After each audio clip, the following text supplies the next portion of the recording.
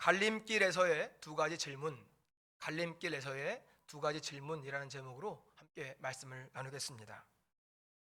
지난주까지 요한복음에 나타난 7가지의 표적을 통해서 우리가 말씀을 나눴습니다.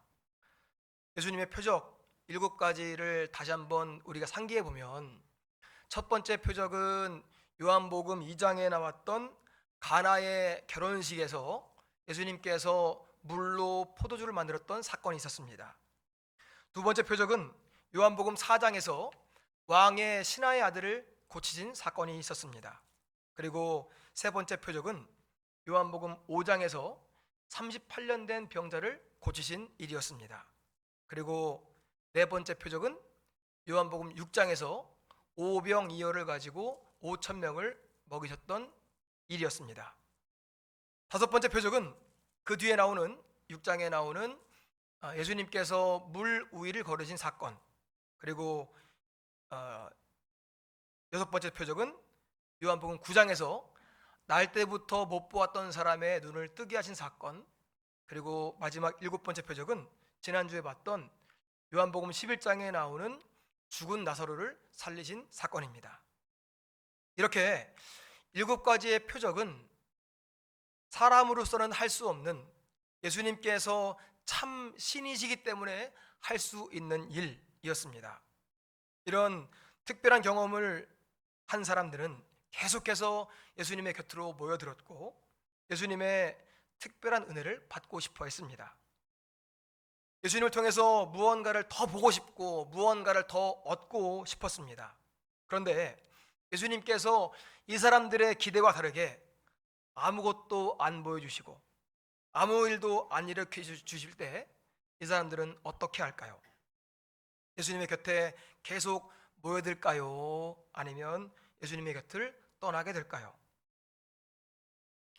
어떤 아빠가 퇴근할 때 아이들이 좋아하는 아이스크림을 사가지고 왔습니다.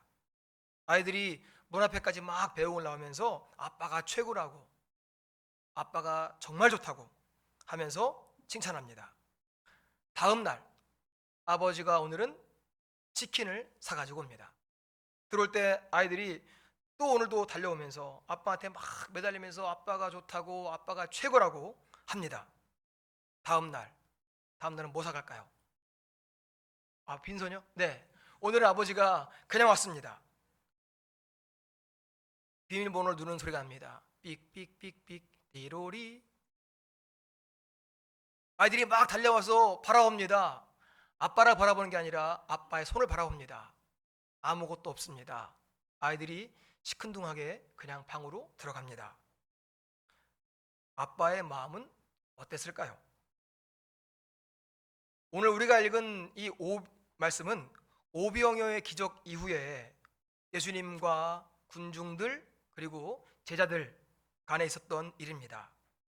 오늘 말씀에 나오는 수많은 사람들 중에는 여러 종류의 사람들이 있었습니다. 예수님의 말씀이 어렵다고 수군거리는 사람들, 또 불평하는 사람들, 믿지 않는 사람들이 있었습니다. 결국 그런 사람들은 다 예수님을 떠났습니다. 교회도 크게 다르지 않습니다. 신앙생활을 어려워하는 사람들이 있고 수군거리면서 불평하는 사람들도 있습니다. 견디지 못하고 떠나는 사람도 있지만 끝까지 교회를 지키는 성도들도 있습니다. 오늘 말씀은 우리가 어디에 속해야 하는지를 분명하게 말씀합니다. 예수님을 따라야 할지, 예수님을 끝까지 예수님 곁을 지켜야 할지. 오늘 말씀에 나오는 이 두 가지의 질문을 통하여서 함께 은혜를 나누겠습니다. 첫 번째로, 표적 이후에 갈림길에 선 제자들입니다. 요한복음 6장은 오병이어의 사건으로 시작합니다. 예수님은 보리떡 5개와 물고기 2마리로 남자만 5천 명을 먹이는 기적을 일으키셨습니다. 그러자 사람들이 열광합니다. 요한복음 14장 뒷부분에 보니까 이렇게 말씀합니다. 그 사람들이 예수께서 행하신 이 표적을 보고 말하되 이는 참으로 세상에 오실 그 선지자라 하더라. 그러면서 15절에 보니까요, 예수님을 억지로 왕으로 삼으려고 합니다. 그러자 예수님은 사람들을 피해서 산으로 가셨습니다. 이 사람들은 왜 이렇게 예수님의 표적을 보고서 열광했을까요? 이들은 오랜 세월 동안 구원자를 기다렸고 기적을 베푸셨던 예수님이 자기들의 기대를 채워줄 구원자라고 생각했습니다. 예수님은 이 사람들의 속마음을 꿰뚫어 보시고 말씀하셨습니다. 요한복음 6장 26절입니다. 같이 읽겠습니다. 시작. 예수께서 대답하여 이르시되 내가 진실로 진실로 너에게 이르노니 너희가 나를 찾는 것은 표적을 본 까닭이 아니요 떡을 먹고 배부른 까닭이로다. 여기에 나오는 표적의라는 말은 단순한 기적이 아니라 하나님의 임재와 뜻이 담겨 있는 사건을 말합니다.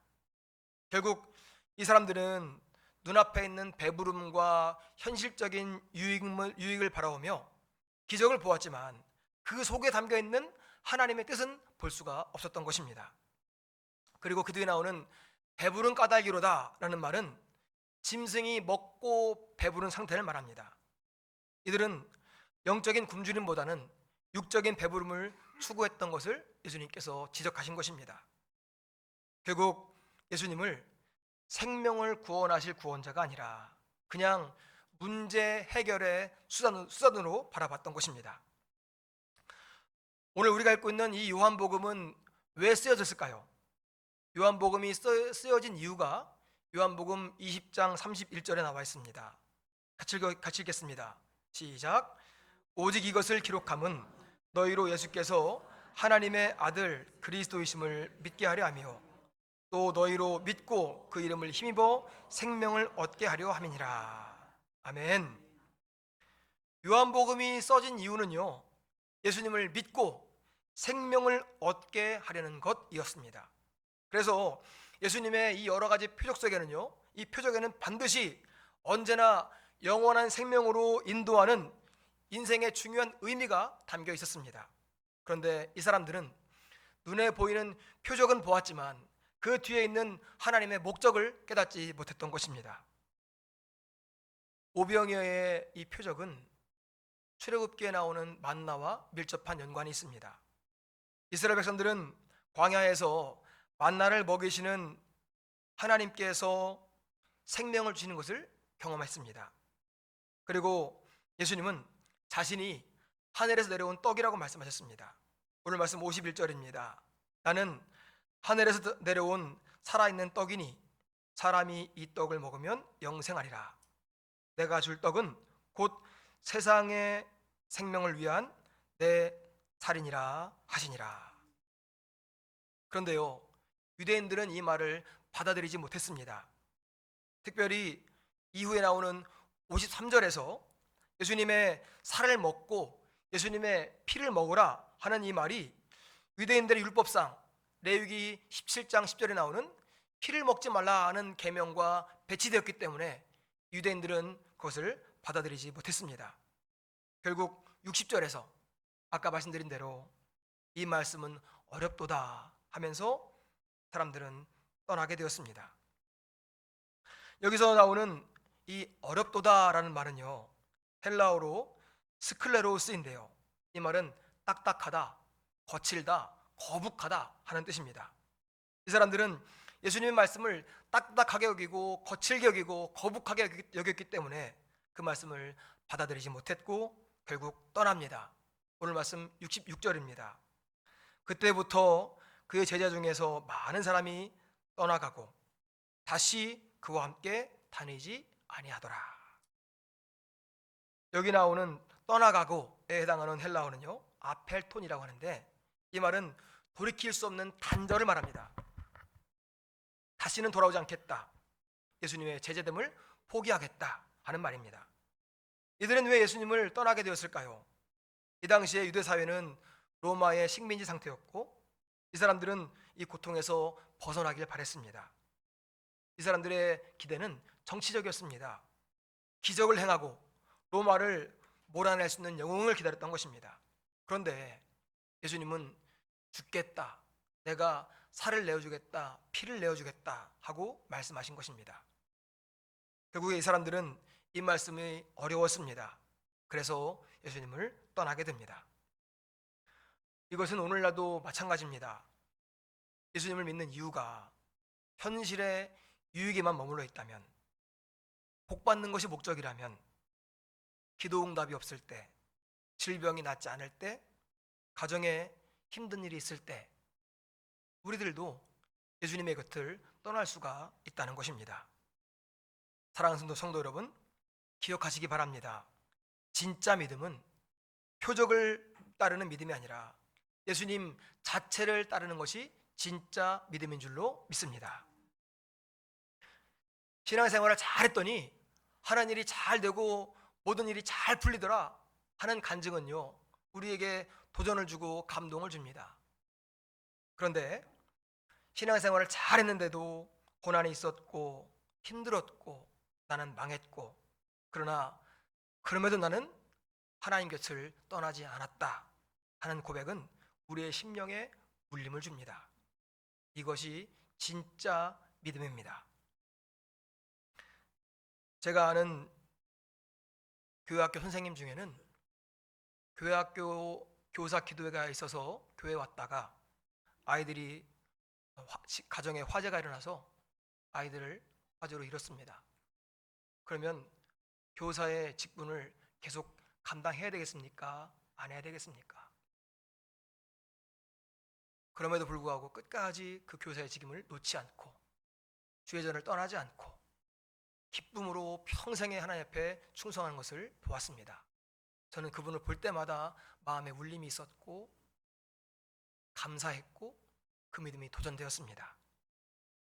사랑하는 여러분, 우리들은 예수님을 따릅니다. 그렇다면 예수님을 따르는 이유가 무엇입니까? 내가 원하는 것을 주실 분으로 따르고 있습니까? 아니면 예수님이 생명 그 자체이기 때문에 따르고 있습니까? 표적은 한순간이지만 예수님의 생명은 영원합니다. 기적은 육체를 만족시키지만 하나님의 말씀은, 또 예수님은 영혼을 만족시키십니다. 신앙은 조건이 아닙니다. 눈에 보이는 표적이나 나의 필요를 채우는 기적보다 예수님 그 자체만으로 만족하고 따라갈 수 있는 우리 모두가 되시기를 소망합니다. 두 번째로 예수님의 안타까운 질문입니다. 너희도 가려느냐? 수많은 사람들이 예수님을 이미 떠났습니다. 예수님의 말씀이 너무 영적이고 비이성적이기 때문이었습니다. 많은 사람들이 떠나간 그 순간 예수님은 남아있는 제자들에게 말씀하십니다. 오늘 말씀 67절입니다. 같이 읽습니다. 예수께서 12제자에게 이르시되 너희도 가려느냐? 이 질문을 보면 맨 문장에, 이 헬라어의 맨 문장의 앞에 보면 매라는 말이 나옵니다. 이 말은 아닙니다 라는 이 부정형 대답을 원할 때 했던 말이었습니다. 그래서 이 원어를 그대로 해석하면요, 이런 질문입니다. 너희도 가려는 건 아니겠지? 하는 질문입니다. 이 질문에는 예수님의 인간적인 마음이 다 담겨 있습니다. 이미 떠나간 사람들에 대한 실망과 외로움, 그리고 이제 남아있는 12명의 제자들에 대한 애틋함을 담아 질문했습니다. 예수님은 제자들에게 결단을 요구하는 질문을 하신 것입니다. 이미 떠나간 사람들에 대한 아픈 마음, 남아있는 제자들이 떠날지도 모른다는 두려움과 외로움, 그러나 너희들은 있겠지 하는 기대는 마음이 이 질문 속에 다 담겨 있는 것입니다. 이 질문이 우리의 마음을 아프게 합니다. 우리는 예수님을 전능하신 하나님의 아들로만 생각해서 예수님은 다 괜찮겠지, 신적인 모습만 생각하지만 사실은 완전한 인간으로 이 땅에 오셨습니다. 그래서 예수님도 인간적인 슬픔과 아픔을 다 느끼셨습니다.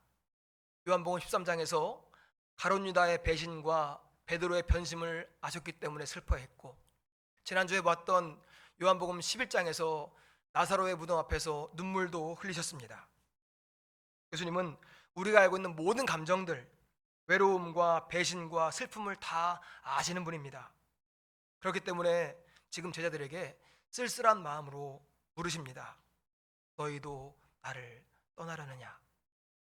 너희도 나에게 등을 돌리겠느냐? 이것은 꾸짖음이 아닙니다. 애절한 물음입니다. 사랑하기 때문에 할 수 있는 질문입니다. 예수님의 이 질문은 요한복음의 핵심 주제인 믿음의 본질을 드러냅니다. 요한복음이 강조하는 믿음은 단순한 동의가 아닙니다. 예수님을 삶의 중심으로 받아들이고 예수님을 따르겠다고 하는 인격적인 신뢰를 말씀하는 것입니다. 그냥 동의합니다가 아니라 내가 끝까지 믿고 함께 가겠습니다 하는 마음이 담기는 것을 말합니다. 끝까지 같이 가는 것은, 그 믿음은 더 이상 기적이 일어나지 않더라도, 다른 사람이 다 떠나가더라도, 예수님께서 하신 말씀이 선뜻 이해되지 않더라도 그럼에도 끝까지 변치 않는 것입니다. 수많은 사람들이 떠난 지금 예수님은 질문하셨지만 강요하지 않으셨고 붙잡지 않으셨습니다. 왜냐하면 진짜 사랑은 강요로 되는 것이 아니기 때문입니다. 예수님은 자발적인 결단으로 함께하기를 원하셨습니다. 사랑하는 성도 여러분, 예수님은 오늘 우리에게도 물어보십니다.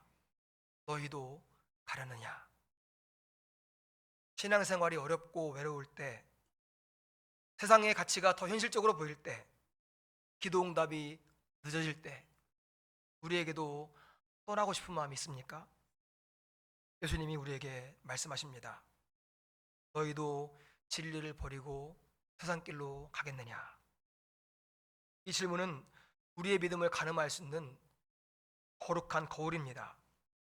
이 질문으로 예수님은 우리 믿음이 진짜인지, 우리 헌신이 진짜인지, 우리 사랑이 끝까지 변치 않을 진짜 사랑인지를 물으시는 것입니다. 요즘은 즉각적인 만족을 추구하는 시대입니다. 짧은 시간에 만족을 주지 못하면 사람들이 떠납니다. 마음에 들지 않으면 신앙을 포기합니다. 교회도 마찬가지입니다. 예수님은 오늘 우리에게 무거운 질문을 하십니다. 너희도 가려느냐? 이 질문은 우리를 향한 예수님의 기대가 담겨 있는 질문입니다. 너희는 떠나지 않을 거지? 예수님께서 우리를 떠나지 않으신 것처럼 우리도 예수님 곁에 남아 성도의 삶을 살아가시기를 바랍니다. 당장의 기적이 없고 응답이 늦어져도 예수님을 떠나지 않는 우리 모두가 되시기를 축원합니다. 세 번째로, 베드로의 확신에 찬 질문입니다. 우리가 누구에게로 가오리이까? 예수님께서 물으실 때 베드로가 대답했습니다. 오늘 말씀 68절과 69절입니다. 같이 읽겠습니다. 시작. 시몬 베드로가 대답하되 주여, 영생의 말씀이 주께 있사오니 우리가 누구에게로 가오리이까? 우리가 주는 하나님의 거룩하신 자인 줄 믿고 알았사옵나이다. 제자들을 향해서 너희도 가려느냐? 라고 물으시는 예수님께 베드로가 분명하게 그리고 단호하게 대답했습니다. 우리가 아는 베드로는 즉흥적이고 다혈질적인 사람이었습니다. 그런데 오늘의 이 고백은 전혀 그렇지 않았습니다. 69절에 맨 마지막에 믿고 알았사옵나이다 라는 답을 보면 알 수 있습니다. 여기 보면 이 믿고라는 말을 헬라어로 보면은요, 그렇게 믿고 있었고 지금도 믿고 있습니다 라는 뜻입니다. 그러니까 과거로부터 지금까지 흔들림이 없는 믿음이라는 것입니다. 그리고 알았사옵나이다는 단순한 정보를 통해서 아는 것이 아니라 관계를 통한 경험적인 알을 말하는 것입니다. 그냥 그렇다더라 하는 정보가 아니라 직접 경험했더니 진짜더라 하는 알인 것입니다. 베드로는 예수님과 오랜 시간을 같이 지내면서 말씀을 듣고 표적을 보고 예수님이 누구인지를 진짜로 알았던 것입니다. 그래서 68절에 나오는 영생의 말씀, 이 말씀은 글자로 읽어지는 단순한 정보가 아니라 오늘 나에게 이루어질 능력 있고 생명력을 불어넣어주는 말씀을 말하는 것입니다. 이걸 다 종합해보면 예수님의 말씀은 오늘의 나를 살리는 능력입니다. 예수님이 누구신지를 알고 믿기 때문에 떠나지 않고 나는 끝까지 따르겠습니다 라는 신앙의 고백이었습니다. 베드로가 오히려 예수님께 질문합니다. 예수님, 우리가 누구에게로 가오리이까? 이 질문에는 더 이상 갈 곳이 없다는 절박함과 예수님 밖에 없다는 확신이 담겨 있습니다. 이미 저에게 다른 길은 없습니다. 저에게 다른 구원자가 없습니다. 이 당시 유대 사회는 스승과 제자의 관계를 맺으려면 절대적인 신뢰가 있어야 한다고 합니다. 그래서 스승을 따른다고 하는 것은 삶 전체를 맡긴다는 의미였습니다. 같이 살고 같이 죽는 것입니다. 그래서 스승을 따른다는 것은 삶 전체를 맡긴다는 뜻입니다. 그래서 베드로가 말했던 우리가 누구에게로 가오리까 하는 이 질문은 자기의 인생을 걸고 예수님께 드렸던 신앙의 고백입니다. 사랑하는 성도 여러분, 이번 주 우리가 암송할 말씀은 요한복음 6장 68절의 말씀입니다. 같이 읽겠습니다. 시작. 시몬 베드로가 대답하되 주여, 영생의 말씀이 주께 있사오니 우리가 누구에게로 가오리이까? 다시 한번 읽어볼까요? 시작. 68절입니다. 시몬 베드로가 대답하되 주여, 영생의 말씀이 주께 있사오니 우리가 누구에게로 가오리이까? 오늘 이 베드로의 고백이 우리의 고백이 되기를 소망합니다.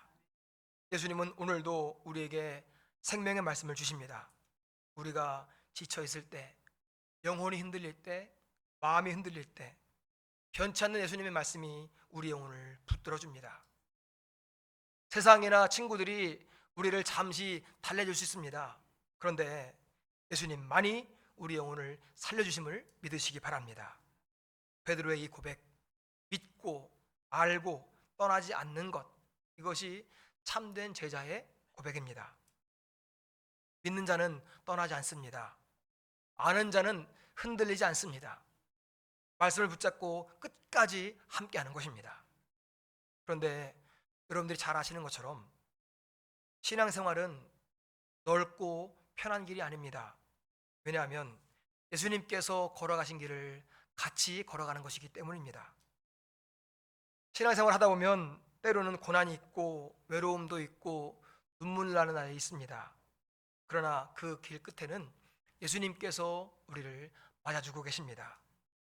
예수님이 계신 곳에는 생명의 역사가 있습니다. 예수님의 질문은 결단하게 했고 베드로의 질문은 스스로를 굳건하게 했습니다. 오늘 우리에게도 예수님이 말씀하십니다. 너희도 가려느냐? 사랑하는 성도 여러분, 수많은 사람들이 응답이 없다는 이유로 또 기대했던 기적이 일어나지 않는 이유로 조용히 믿음을 떠나고 있는 시대입니다. 그 속에서 우리도 유혹을 받습니다. 이 길이 맞는가? 계속 이 길을 걸어가야 하는가? 예수님이 정말 살아계시는가? 바로 그 순간 우리도 베드로처럼 고백해야 합니다. 주여, 영생의 말씀이 주께 있사오니 우리가 누구에게로 가오리이까? 아무런 기적이 일어나지 않더라도, 하나님께서 우리의 뜻과 다르게 응답하시더라도, 내 삶이 내 계획과 다르게 흘러가더라도 내가 주님을 떠나지 않겠습니다. 예수님 곁에 남는 믿음, 세상이 아닌 예수님을 선택하는 우리 모두가 되시기를 다시 한번 예수님의 이름으로 축원합니다.